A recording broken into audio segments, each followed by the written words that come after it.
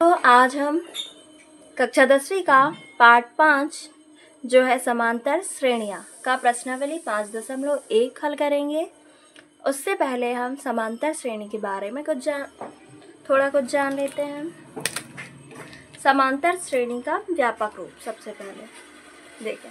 समांतर श्रेणी का व्यापक रूप होता है a + d, a + 2d, a + 3d। ऐसा ही लास्ट वाला आएगा a + n - 1d। इसमें देखिए समांतर श्रेणी दो प्रकार की होती है, पहला परिमित, दूसरा अपरिमित। जो श्रेणी होती है, श्रेणी का यदि आखिरी पद हमें ज्ञात होगा, श्रेणी का आखिरी पद यदि हमें ज्ञात होगा तो वो होगी परिमित श्रेणी। और यदि श्रेणी का हमें आखिरी पद ज्ञात नहीं होगा तो वो होगी अपरिमित श्रेणी। जैसे कुछ नंबर्स लिखे होंगे और लास्ट में डैश डैश लिखा होगा और आखिरी पद नहीं दिया होगा तो वो होगी अपरिमित श्रेणी। ठीक है, देखिए ये श्रेणी का व्यापक रूप हमने पढ़े। ये an ये फॉर्मूला है कोई भी पद ज्ञात करने के लिए। n की जगह में, जैसे हमें 5वां पद ज्ञात करना है तो n की जगह में 5 रख देंगे तो हमें 5वां पद मिल जाएगा। यदि तीसरा ज्ञात करना है तो n की जगह में 3, यहाँ पे भी n की जगह में, यहाँ पे भी n की जगह में, तो a3 हमें मिल जाएगा। ऐसे हम कोई भी पद इस फॉर्मूले से ज्ञात कर सकते हैं। an बराबर a + n - 1 × d, जहाँ प्रथम पद a है, a क्या है? प्रथम पद है। d क्या है? सार्वंतर है। ठीक है, अब हम करते हैं, देखिए अब प्रश्न नंबर पहला देखते हैं। प्रश्न नंबर पहला क्या है? निम्नलिखित स्थितियों में से किन स्थितियों में संबद्ध संख्याओं की सूची AP है? नीचे जो स्थितियां दी गई हैं उसमें से बताना है कि कौन सी संख्याओं की सूची AP मतलब क्या है? समांतर श्रेणी में है और क्यों है ये भी बताना है। तो स्थितियां देखते हैं हम, जहाँ पे AP का फुल फॉर्म है अरिथमेटिक प्रोग्रेशन। ठीक है, जो कि समांतर श्रेणी का इंग्लिश नाम है, अरिथमेटिक प्रोग्रेशन। ठीक है, इसमें पहला देखते हैं, प्रत्येक किलोमीटर के बाद टैक्सी का किराया, जबकि प्रथम किलोमीटर के लिए किराया ₹15 है और प्रत्येक अतिरिक्त किलोमीटर के लिए किराया ₹8 है। हमें क्या करना है? पहले संख्या की सूची बनाना है, संख्याओं की सूची बनाना है और फिर बताना है कि वो समांतर श्रेणी में है या नहीं है। देखिए सवाल में क्या दिया है? प्रथम किलोमीटर के लिए किराया दिया। प्रथम किलोमीटर, पहले किलोमीटर के लिए ₹15 और प्रत्येक अतिरिक्त किलोमीटर, प्रथम को छोड़ के जो दूसरे, तीसरे, चौथे किलोमीटर के लिए किराया क्या होगा? ₹8 होगा। देखिए मान लीजिए यहाँ से आपको जाना है, यहाँ तक 6 किलोमीटर जाना है। ये पहला, दूसरा, तीसरा, चौथा, पाँचवा, ये यहाँ तक आ जाएगा 6वां किलोमीटर। तो यहाँ से यहाँ तक जाने के लिए कितना किराया लगेगा? ₹15। इसके बाद हमें यहाँ से कितना भी किलोमीटर जाना हो, यदि यहाँ से हमें इतना जाना है तो कितना लगेगा? 8 किलोमीटर। प्रत्येक अतिरिक्त, ये पहले वाले को छोड़ के जो बचे हैं सभी के लिए कितना होगा? ₹8 किराया होगा। यदि यहाँ से इतना टोटल हमें 3 किलोमीटर जाना होगा तो पहले किलोमीटर के लिए 15, दूसरे के लिए 8, तीसरे के लिए 8, मतलब कि पहले के लिए बस ₹15 किराया लगेगा। बाकी फिर उससे ज़्यादा, जितना भी ज़्यादा जाएंगे तो उसके बाद ₹8 जुड़ते जाएगा। ठीक है, देखिए इसमें लिखेंगे पहले हम प्रथम किलोमीटर के लिए किराया कितना दिया है। प्रथम किलोमीटर के लिए किराया बराबर कितना है? ₹15। प्रथम किलोमीटर के लिए किराया कितना है?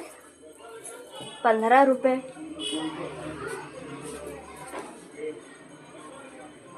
अतिरिक्त किलोमीटर के लिए किराया,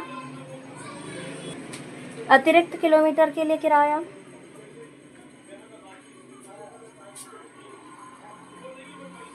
अतिरिक्त किलोमीटर के लिए किराया कितना होगा? ₹8। तो हम सूची बनाएंगे। अतः सूची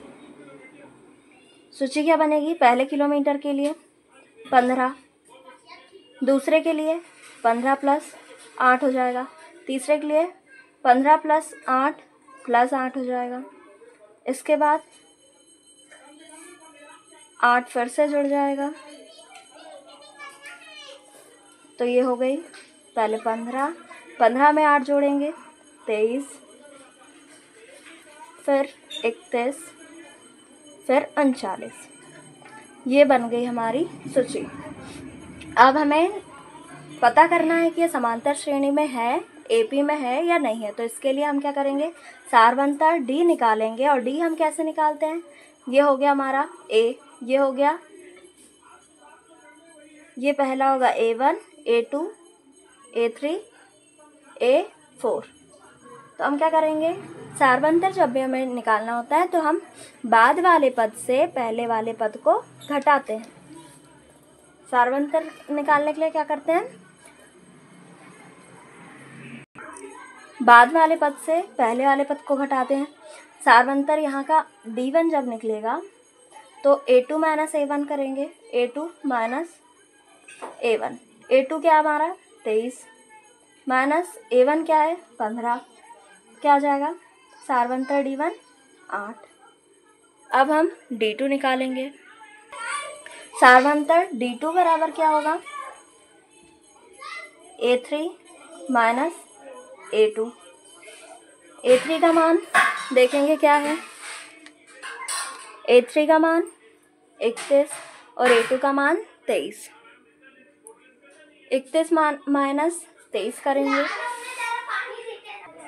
D2 बराबर क्या आएगा? 31 - 23। 31 - 23 करेंगे, आ जाएगा 8। अब D3 निकालेंगे। D3 बराबर क्या आएगा? A4 - A3 बराबर A4 का मान क्या है? देखिए A4 का मान 39, A3 का 31। 39 - 31, 39 - 31 करेंगे। 39 - 31 क्या आ जाएगा? 8। सारवांतर सभी का देखिए 8 8 8 है, सभी का सारवांतर सेम आ रहा है। तो क्या है? ये श्रेणी एपी में है। तो हम लिखेंगे अतः यह एपी में है।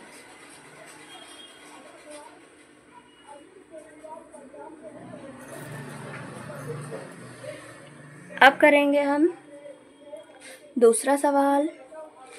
ये हो गया हमारा पहला सवाल। ये रहा हमारा दूसरा सवाल। किसी बेलन में उपस्थित हवा की मात्रा जबकि वायु निकालने वाला पंप प्रत्येक बार बेलन की शेष हवा का 1/4 भाग बाहर निकाल देता है।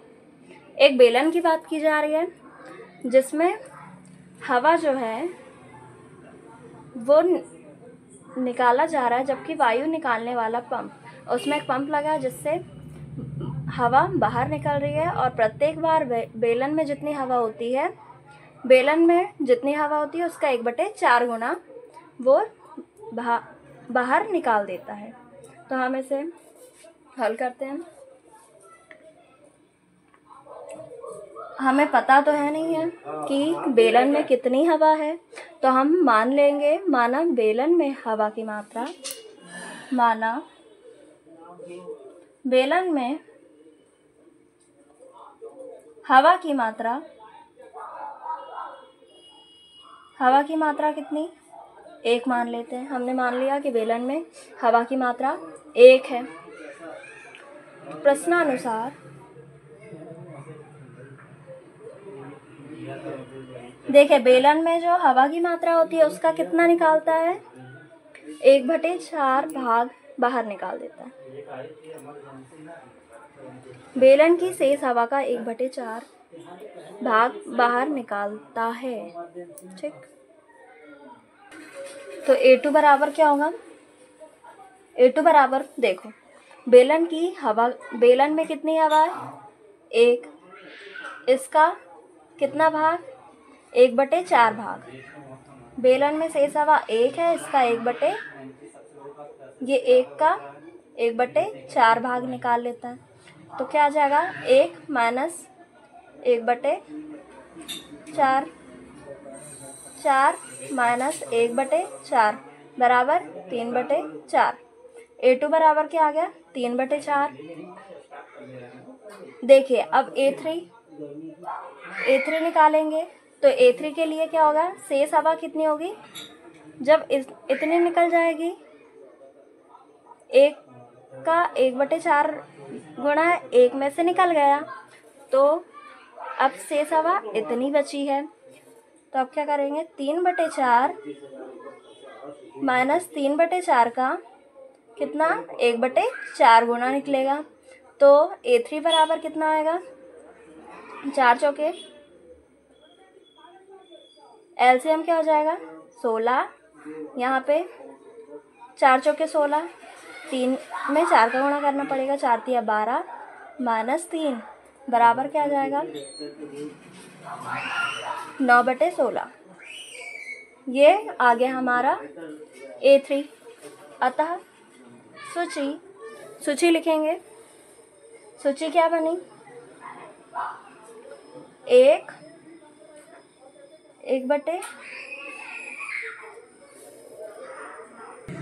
सबसे पहले कितनी थी हवा?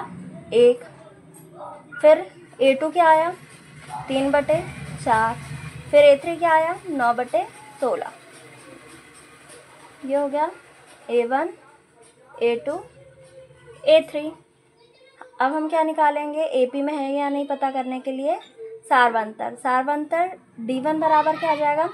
A2 माइनस A1 बराबर A2 का मान 3/4 ऋण 1 बराबर क्या आ जाएगा?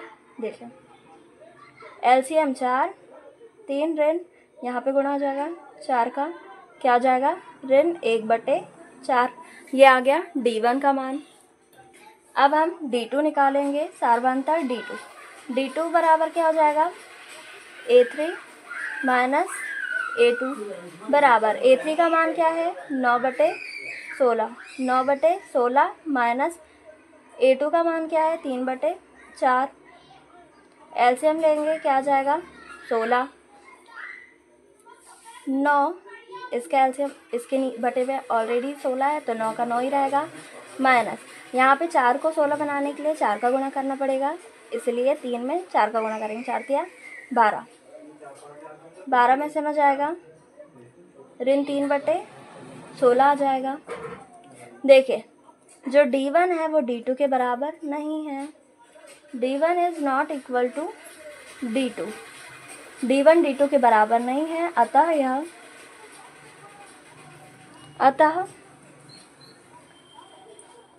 यह AP में नहीं है। ये हो गया हमारा दूसरा सवाल हल। अब हम करेंगे इसी का तीसरा सवाल हल। ये रहा हमारा तीसरा सवाल। प्रत्येक मीटर की खुदाई के बाद एक कुआं खोदने में आई लागत, जबकि प्रथम मीटर खुदाई की लागत ₹150 है और बाद में प्रत्येक मीटर खुदाई की लागत ₹50 बढ़ती जाती है। देखिए क्या कह रहा है सवाल। प्रत्येक मीटर की खुदाई के बाद, देखिए, एक कुआं खोदा जा रहा है, तो पहला मीटर जो खोदेंगे उसके लिए कितने रुपए लगेंगे? प्रथम मीटर खुदाई की लागत कितनी? 150 रुपये लगेगी। ये पहले मीटर के लिए। फिर यदि और बढ़ाया गया दूसरा मीटर तक लाया गया तो फिर कितनी लगेगी? 50 रुपये। प्रत्येक मीटर खुदाई की लागत क्या? 50 रुपये बढ़ती जाएगी। फिर इसके बाद यदि एक और मीटर खोदना रहा तो फिर कितने रुपये बढ़ जाएगी? 50 रुपये। ये कैसा है? ये पहला वाला जो सवाल था हमारा उसके जैसा ही है, उसी के समान इसको हल करना है। हल करेंगे। सबसे पहले जो दिया है वो लिखेंगे। प्रथम मीटर खुदाई की लागत दी है। खुदाई की लागत बराबर 150 रुपये। और प्रत्येक मीटर खुदाई की लागत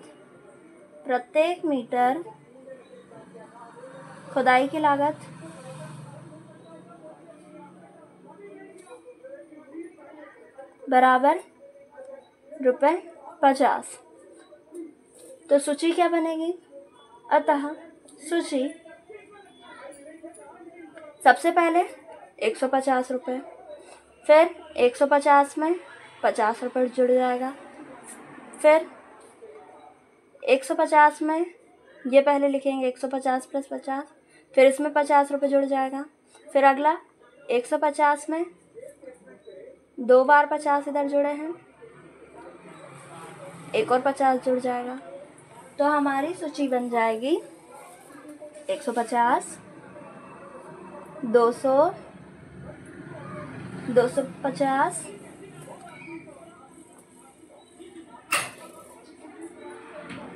300। ये बन गई हमारी सूची। ये हो गया A1, A2, A3, A4। तो हम क्या याद करेंगे? सार्वंतर D। सार्वंतर D1 बराबर A2 माइनस A1। A2 क्या है? 200। A1 क्या है? 150 बराबर सार्वंतर क्या आ गया? 50। ऐसा ही D2 बराबर A3 माइनस A2 बराबर 250 माइनस A2 क्या हो गया? 200 बराबर 50। ऐसा ही D3 निकालेंगे। A4 माइनस A3 300 A4 है और A3 कितना है? 250। कितना आ जाएगा? 50। सार्वंतर D1, D2, D3 कैसे हैं? D1 बराबर D2 बराबर D3। अतः यह AP में है। यह हो गया हमारा प्रश्न नंबर 3 हल। हेलो बच्चों, अब हम 4था सवाल कर रहे हैं। खाते में प्रत्येक वर्ष का मिश्र धन जबकि ₹10,000 की राशि 8% वार्षिक की दर से चक्रवृद्धि ब्याज पर जमा की जाती है। देखिए क्या लिखा है? खाते में प्रत्येक वर्ष का मिश्र धन, जबकि मिश्र धन की बात की जा रही, जबकि ₹10,000 की राशि 8% वार्षिक की दर से चक्रवृद्धि ब्याज पर जमा की जाती है। मिश्र धन मतलब जिसमें कि मूलधन भी होता है, ब्याज के साथ में प्रत्येक वर्ष जमा किया जाता है। हल करेंगे। प्रथम वर्ष की राशि क्या होगी? प्रथम वर्ष की राशि होगी ₹10,000। दर कितनी दी है? 8%। समय कितना दिया है? देखो प्रत्येक वर्ष मतलब समय 1 वर्ष।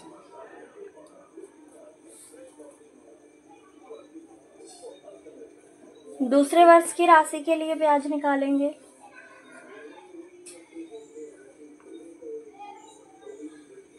दूसरे वर्ष की राशि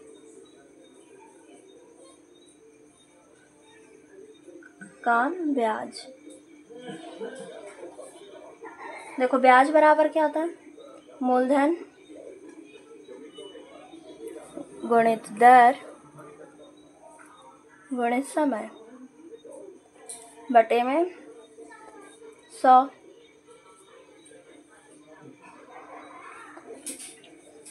मान रख देंगे, मूलधन 10,000, दर 8, समय 1 बटे में 100। 2 जीरो से 2 जीरो कट जाएंगे, 100 का गुणा 8 में हो जाएगा, क्या आ जाएगा 800 रुपये। दूसरे वर्ष की राशि का ब्याज क्या जाएगा 800 रुपये। तो दूसरे वर्ष की राशि क्या हो जाएगी,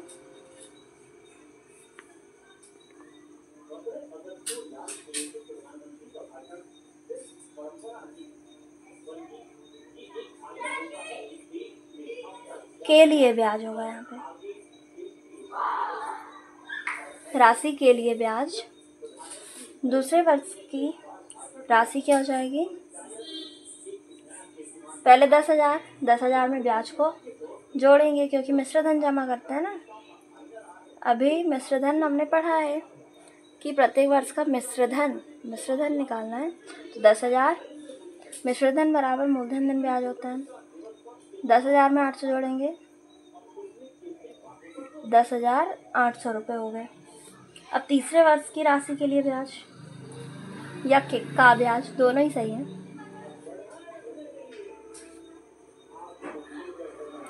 तीसरे वर्ष की राशि का ब्याज, मूलधन गुणित दर गुणित समय बटे 100 से हर करेंगे। इसके लिए मूलधन क्या होगा तीसरे वर्ष के लिए, ये 10,800, दर वही रहेगी, समय 1 वर्ष ही रहेगा क्योंकि प्रत्येक वर्ष कहा गया है, बटे 100। 2 जीरो से 2 जीरो कट जाएंगे, आ जाएगा 108 में 8 का गुणा करेंगे, 8 ही 64 का, 4 6 भी आ जाएगा क्योंकि 0 है, 8 एकम 8, क्या आ गया 864 रुपये, क्या आ गया तीसरे वर्ष की राशि का। अब हम तीसरे वर्ष की राशि निकालेंगे। तीसरे वर्ष की राशि बराबर क्या आ जाएगा 10,800, 10,800 में जोड़ेंगे 864 रुपये जोड़ेंगे,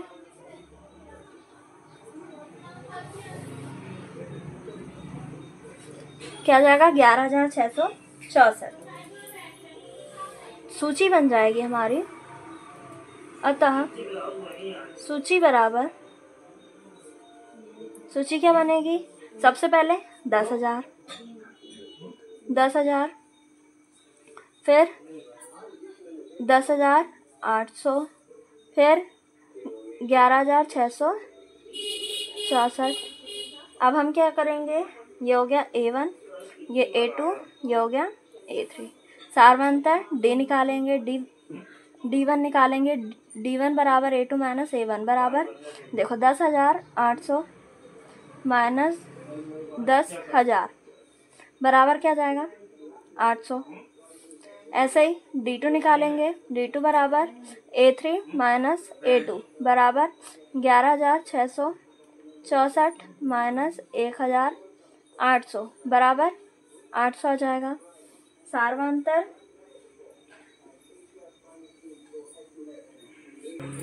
देखो 4 में से 0 जाएगा, बचेगा 4, 6 में से 0 जाएगा, बचेगा 6, 16 में से 8 जाएगा, बच जाएगा 8। तो क्या आ जाएगा हमारा सारवंतर 864, जो कि D1 not equal to D2। तो हम क्या लिख देंगे, अतः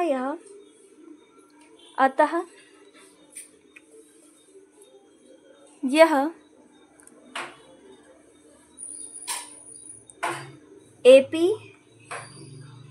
में नहीं है, अतः यह एपी में नहीं है। ये हो गया हमारा प्रश्न नंबर 4 हल। इसके बाद हम प्रश्न नंबर 2 करेंगे। ये रहा हमारा प्रश्न नंबर 2 जो है, दी हुई एपी के प्रथम 4 पद लिखिए जबकि प्रथम पद ए और सार्वंतर डी निम्नलिखित है। ए का मान और डी का मान हमें दिया हुआ है, तो हमें क्या एपी के प्रथम 4 पद जो समांतर श्रेणी के, हमें प्रथम 4 पद ज्ञात करके लिखने हैं। ए दिया है हमारे पास, डी दिया हुआ है। हमने पढ़ा हुआ था सबसे पहले समांतर श्रेणी का व्यापक रूप क्या होता है, ए प्लस डी, ए प्लस 2डी। क्या पढ़े थे, देखें, ए प्लस डी, ए प्लस 2डी, ए प्लस 3डी। ये क्या होता है, समांतर श्रेणी का व्यापक रूप। तो ए हमारे पास ऑलरेडी है, ए प्लस डी निकालेंगे जो कि होगा A2 बराबर, A2 बराबर क्या जाएगा, ए प्लस डी, A2 बराबर ए प्लस डी। ये भी 10, ये भी 10। A2 बराबर क्या आ गया, 20। अब A3 बराबर ए प्लस 2डी। ए का मान 10 धन 2 गुणित डी का मान 10 है। 10 प्लस 10 दूनी 20, क्या आ गया, A3 आ गया 30। A3 बराबर 30। A4 बराबर क्या हो जाएगा, ए प्लस 3डी, ए प्लस 3डी।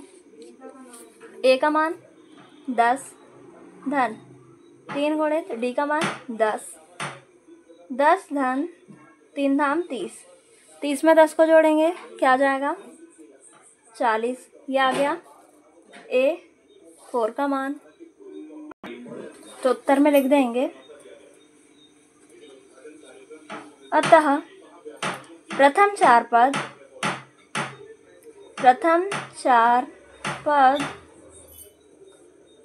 10, 20, 30, 40 है।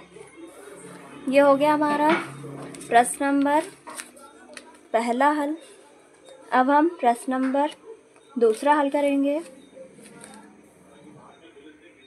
प्रश्न नंबर 2 क्या है, ए बराबर ऋण 2, डी बराबर 0। तो हमें क्या याद करना है, देखो A1 ऑलरेडी दिया है, A2 बराबर क्या होता है, ए प्लस डी। ए का मान ऋण 2, डी का मान 0। तो A2 बराबर क्या आ गया, ऋण 2।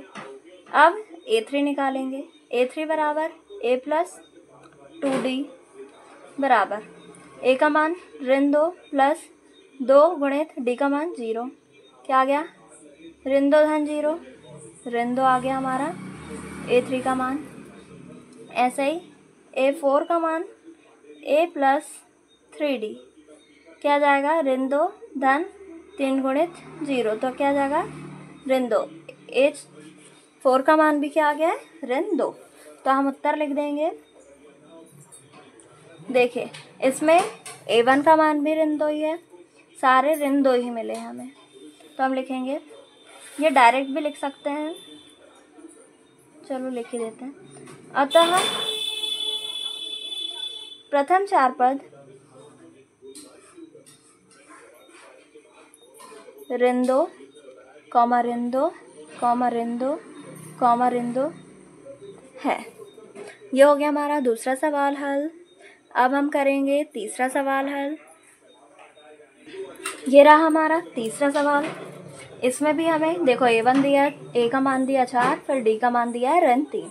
हम निकालेंगे A2 बराबर ए प्लस डी। ए का मान 4 धन डी का मान ऋण 3। 4 ऋण 3 क्या आ जाएगा, 1। A2 का मान आ गया 1। A3 का मान A+2D, A+2D। A का मान 4 धन 2 गुणित D का मान ऋण 3, 4 ऋण 3 दूनी 6 बराबर ऋण 2। देखो 6 में से 4 जाएगा 2 और बड़ी संख्या के सामने का चिन्ह। A3 बराबर ऋण 2।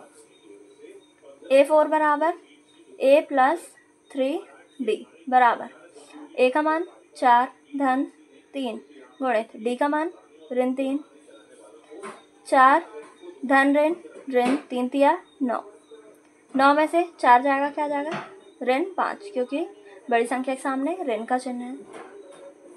A4 आ गया ऋण 5। उत्तर लिख देंगे। उत्तर क्या लिखेंगे? अतः प्रथम 4 पद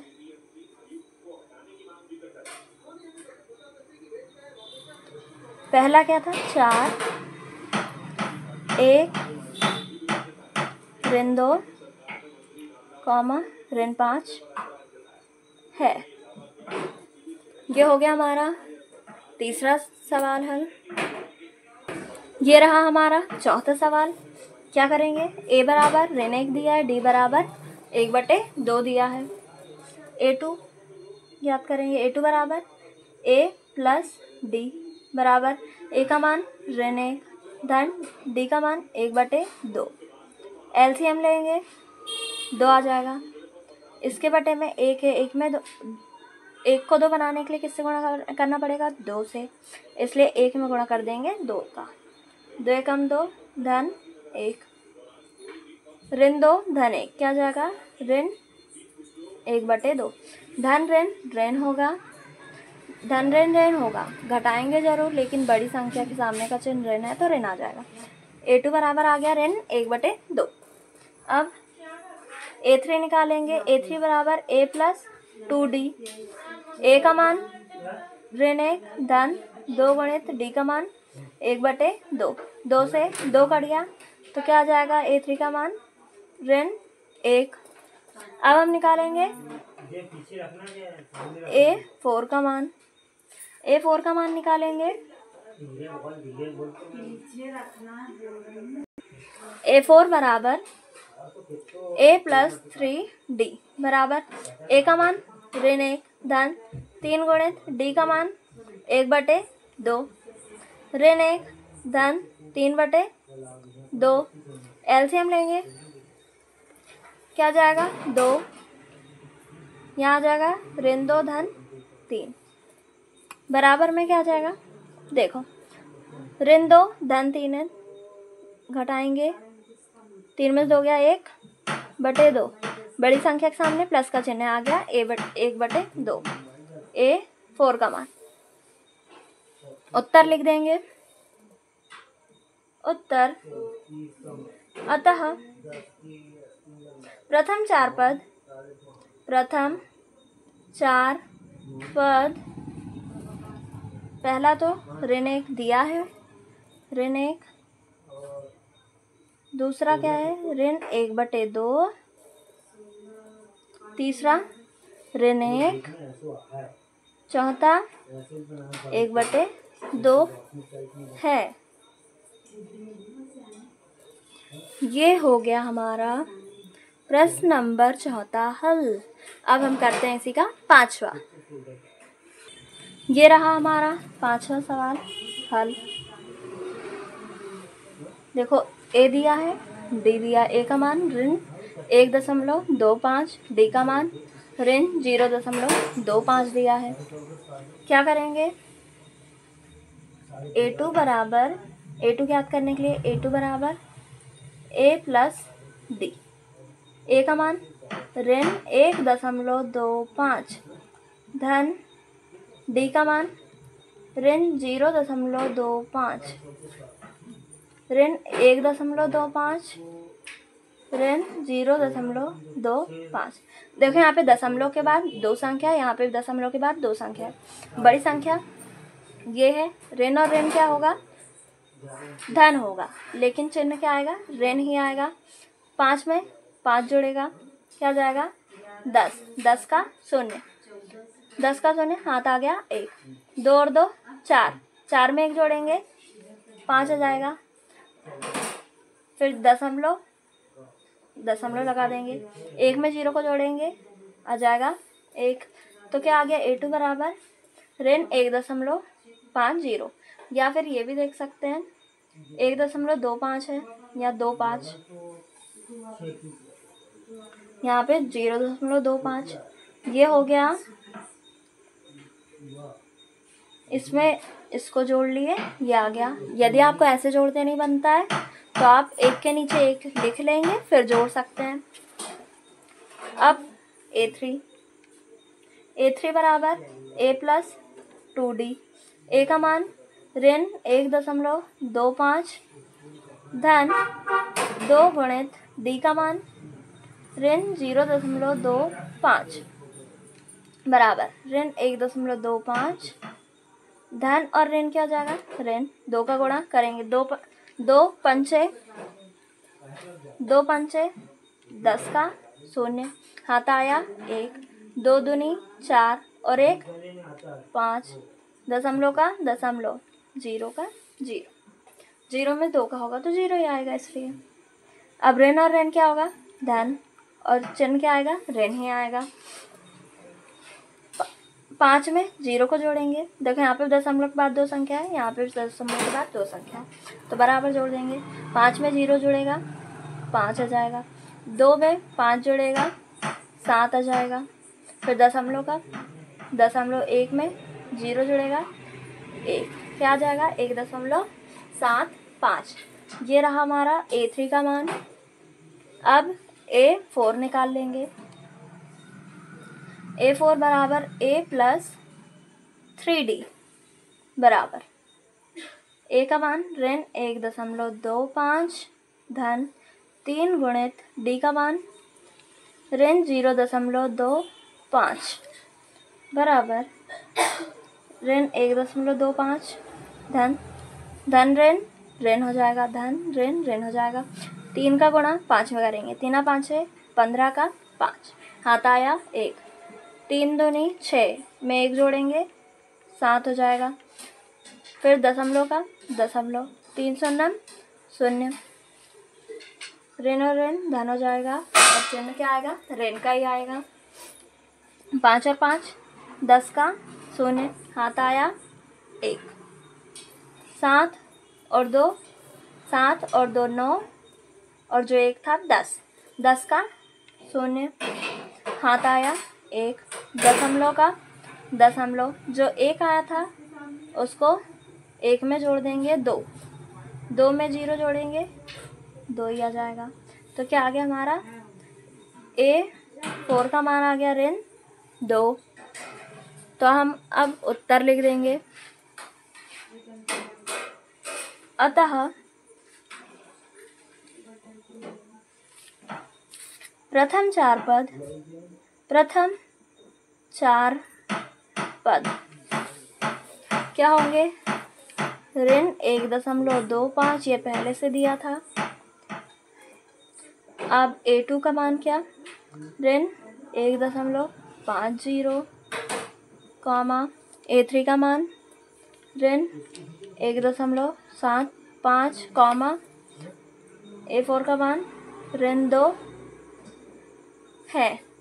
ये हो गया हमारा प्रश्न नंबर 5वां हल। ये रहा हमारा प्रश्न नंबर 3, जो है निम्नलिखित में से प्रत्येक AP के लिए प्रथम पद तथा सारवंतर लिखिए। हमें क्या करना है, ये जो नीचे समांतर श्रेणियाँ दी हुई है और इसके प्रथम पद तथा सारवंतर हमें लिखने हैं। लिखेंगे हल।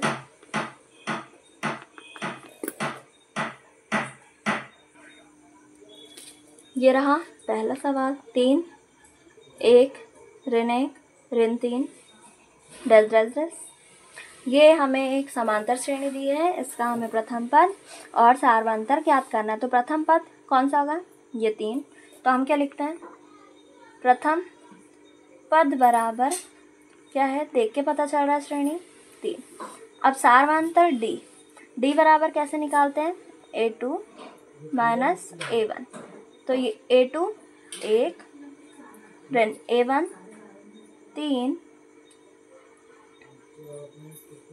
बराबर ऋण 3 धन 1 होगा, धन ऋण ऋण होगा और बड़ी संख्या के सामने का चिन्ह ऋण।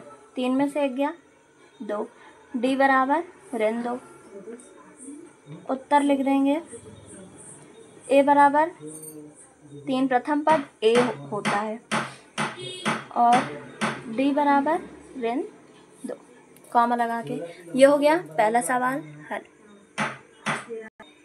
ये रहा हमारा दूसरा सवाल, ऋण 5 ऋण 1 3 7 डैश डैश डैश। ये समांतर श्रेणी, इसमें प्रथम पद क्या होगा, प्रथम पद क्या है, पहला पद ऋण 5, सारवांतर डी बराबर A2 माइनस A1। A2 का मान ऋण 1 ऋण A1 का मान ऋण 5 बराबर ऋण 1 ऋण और ऋण धन 5, 5 में से 1 जाएगा बचेगा 4, डी बराबर 4 आ गया। लिख देंगे उत्तर प्रथम पद ए बराबर क्या आ गया, ऋण 5 कॉमा डी बराबर क्या आ गया 4। ये रहा हमारा दूसरा सवाल। ये रहा हमारा तीसरा सवाल। अब इसको हल करते हैं। देखिए प्रथम पद श्रेणी को देखकर पता चल रहा है, प्रथम पद क्या है 1/3। सारवांतर डी बराबर क्या होगा A2 माइनस A1 बराबर 5/3 A2 है माइनस A1 का मान 1/3 बराबर, देखो LCM 3 में 1 का 1 ही बार, तो यहाँ आ जाएगा 5, यहाँ पे आ जाएगा 1, 5 में से 1 गया 4/3 आ गया हमारा सारवांतर। अब हम लिख देंगे उत्तर ए बराबर 1/3 कॉमा डी बराबर 4/3। ये हो गया हमारा तीसरा सवाल हल। ये रहा हमारा चौथा सवाल। अब हम करेंगे इसको हल। देखिए प्रथम पद क्या है, प्रथम पद देखकर हमें पता चल रहा है क्या है 0.6। ये हो गया हमारा प्रथम पद। सारवांतर डी बराबर क्या होगा A2 माइनस A1। A2 का मान 1.7 ऋण A1 का मान 0.6 बराबर 1.7 में से 0.6 घटाना है, 7 में से 6 जाएगा बचेगा 1, दशमलव का दशमलव 1 में से 0 गया तो 1, डी बराबर क्या आ गया 1.1। उत्तर लिख देंगे उत्तर ए बराबर 0.6 और डी बराबर 1.1। ये हो गया हमारा चौथा सवाल हल। ये रहा हमारा प्रश्न नंबर 4। निम्नलिखित में से कौन कौन AP में है, यदि कोई AP में है तो इसका सारवांतर ज्ञात कीजिए।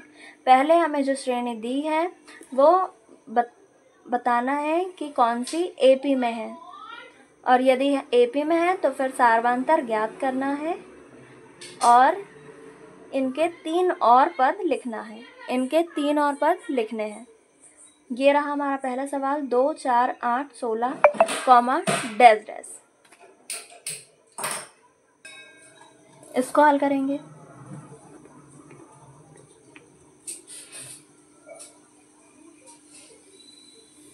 देखिए हमें क्या पता करना है कि ये AP में है या नहीं है। AP में है या नहीं है पता करने के लिए क्या करेंगे हम, सबसे पहले तो जो दिया है हमें श्रेणी हम ये लिख लेते हैं 2 4 8 16 डैश डैश डैश।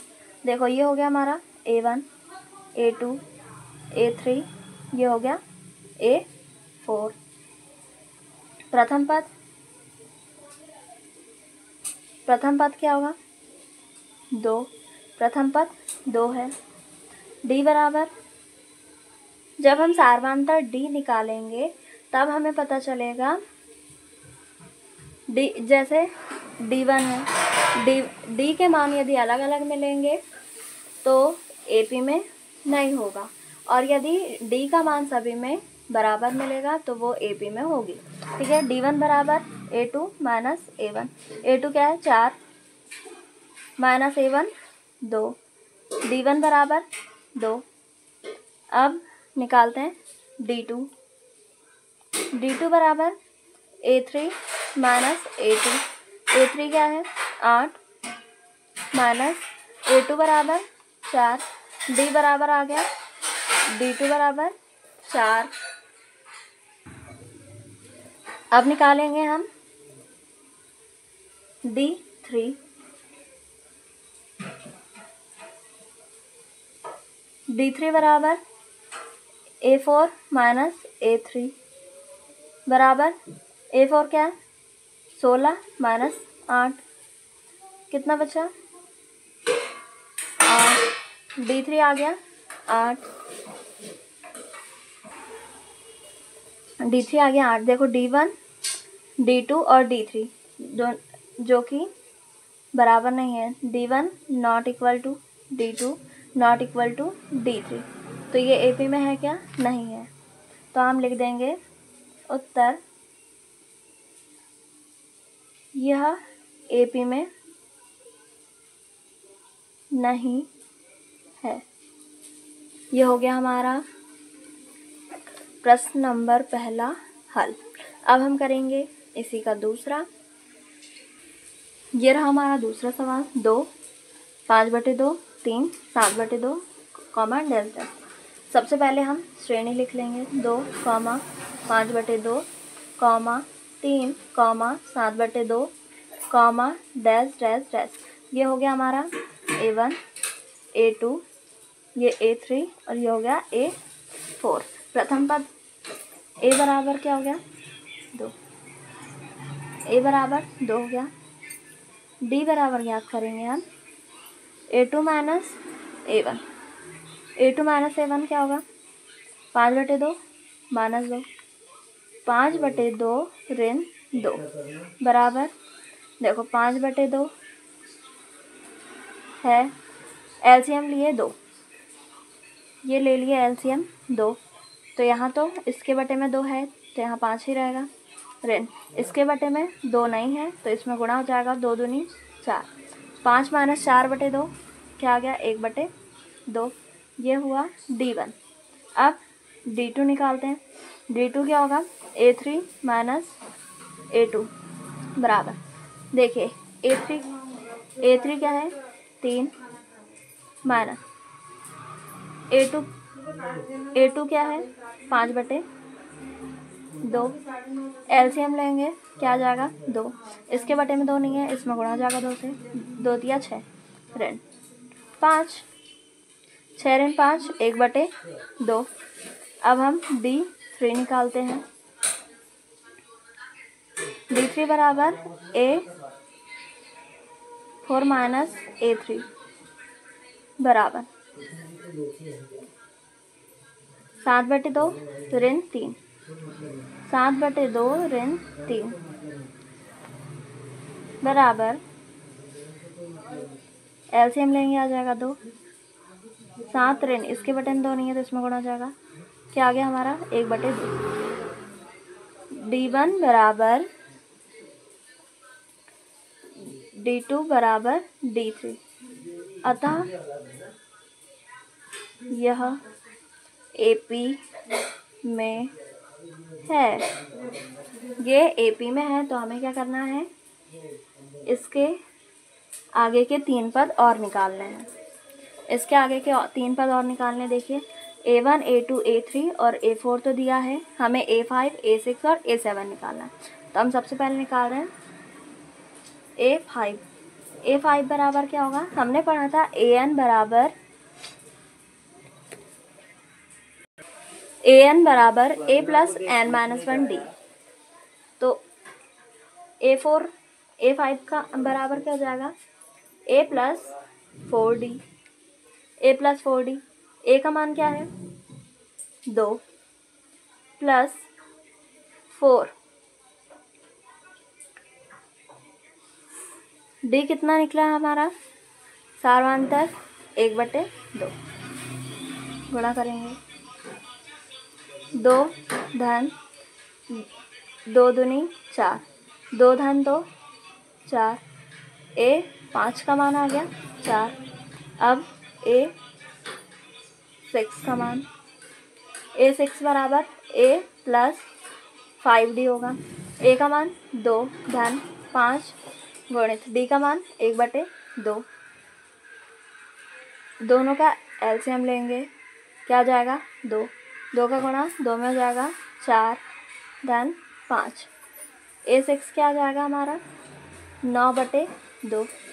अब निकालेंगे हम ए 7, ए 7 बराबर ए प्लस 6d, ए का मान 2 धन 6 गुणित डी का मान 1/2, 2 तिया 6, 2 प्लस 3 बराबर आ गया 5। तो हम लिख देंगे उत्तर एपी में है तो क्या निकालना था हमें, आगे के 3 पद निकालना था। ए 5 बराबर 4, ए 6 बराबर 9/2, ए 7 बराबर 5, या फिर हम डायरेक्ट भी लिख सकते थे 4, 9/7, 9/2, 5। ये हो गया हमारा प्रश्न नंबर दूसरा हल। अब हम करेंगे इसी का तीसरा सवाल हल। ये रहा हमारा तीसरा सवाल।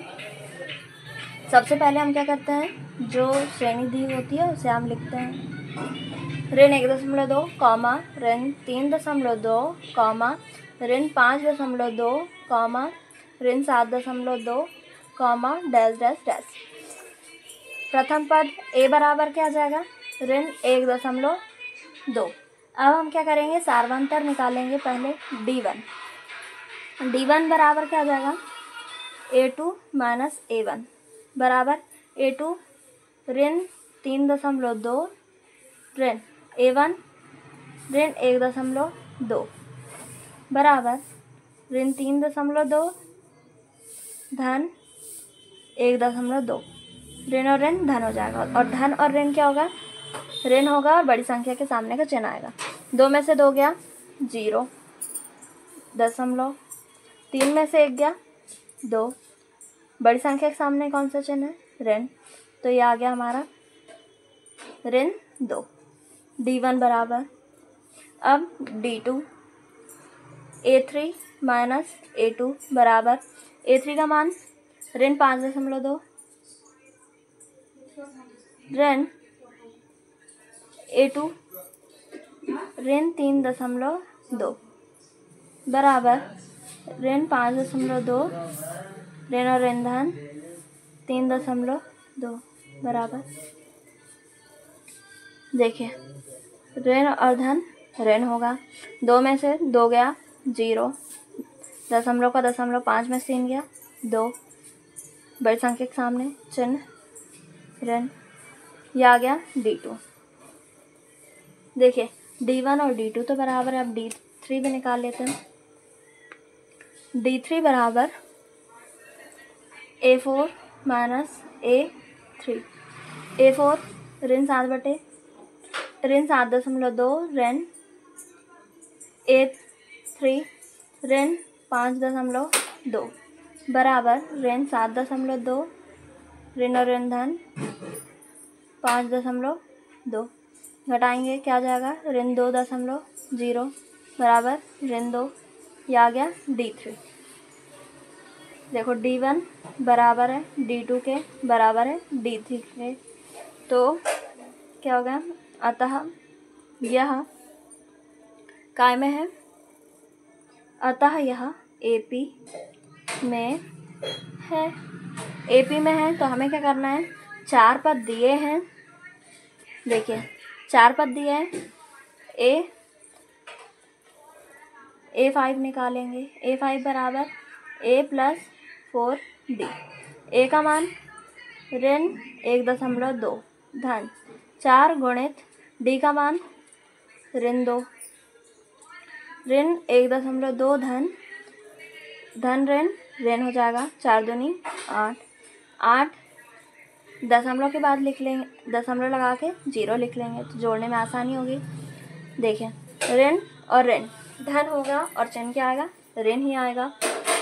ये ऋण 2 में 0 को जोड़ेंगे क्या आ जाएगा 2, दशमलव का दशमलव 1 में 8 को जोड़ेंगे 9 आ जाएगा। ये आ गया हमारा 5वां पद A5। अब A6 बराबर क्या आ जाएगा A प्लस 5D बराबर ए का मान ऋण 1.2 धन 5 गुणित ऋण 2 ऋण 1.2 धन ऋण 5 दूनी 10 10 दशमलव के बाद में एक 0 लगा लेते हैं ताकि जोड़ने में आसानी हो। दशमलव के बाद 2 में 0 को जोड़ेंगे 2, दशमलव का दशमलव 1 में 0 जोड़ेगा 1 इसके आगे एक संख्या नहीं है तो 1 में इसके आगे कुछ नहीं 0, 1 में 0 जोड़ेगा आ जाएगा 1। ये आ गया A6 का मान, ये A5 का मान। अब निकालते हैं हम A7 का मान। A7 बराबर आ जाएगा A प्लस 6D। ए का मान ऋण 1.2 धन 6 गुणित ऋण 2 ऋण 1.2 ऋण 6 दूनी 12, दशमलव के बाद एक 0 लगा लेते हैं ताकि जोड़ने में आसानी हो। ऋण तो आएगा ही आएगा, 2 में 0 जोड़ेगा 2 आ जाएगा, दशमलव का दशमलव 2 में 1 जोड़ेगा आ जाएगा 3, या फिर 1 में 12 जोड़ेंगे तो क्या आ जाएगा 13। ये हो गया हमारा A7। उत्तर लिख देंगे, डायरेक्ट लिख देते हैं ऋण 9.2 कॉमा ऋण 11.2 कॉमा ऋण 13.2। ये है हमारे आगे के 3 पद। ये हो गया हमारा प्रश्न नंबर 3 हल। अब हम करेंगे प्रश्न नंबर 4 हल। ये रहा हमारा 4था सवाल। सबसे पहले हम जो श्रेणी दी है वो लिख लेते हैं। ये हमने लिख लिए ऋण 10 कॉमा ऋण 6 कॉमा ऋण 2 कॉमा 2 कॉमा डैश डैश। ए बराबर क्या है ऋण 10, D1 बराबर देखते हैं A2 माइनस A1, A2 ऋण 6 ऋण A1 का मान ऋण 10 ऋण 6 ऋण और ऋण धन 10 क्या आ जाएगा 4, D1 बराबर 4। अब निकालते हैं D2 का मान निकाल रहे हैं A3 माइनस A2, A3 का मान ऋण 2 ऋण A2 का मान ऋण 6 ऋण 2 धन 6 क्या आ गया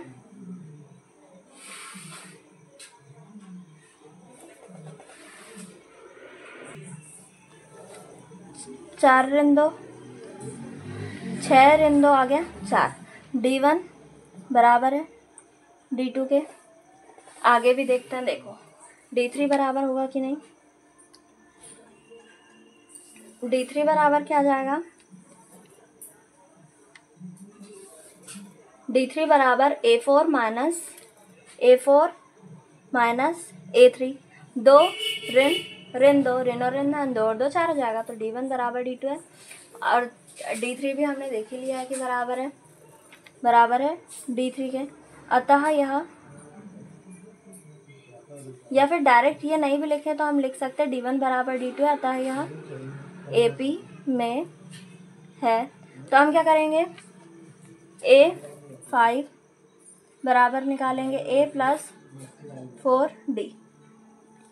A का मान क्या है ऋण 10 धन 4 गुणित D का मान क्या है 4 ऋण 10 धन 4 चौके 16 क्या आ गया 6। A5 आ गया 6। ये रहा A6 बराबर A प्लस 5D। A का मान ऋण 10 धन 5 गुणित डी का मान 4, ऋण 10 धन 5 चौके 20, क्या आ गया 10। A6 बराबर 10 आ गया। अब हम निकालेंगे A7 बराबर A प्लस 6D।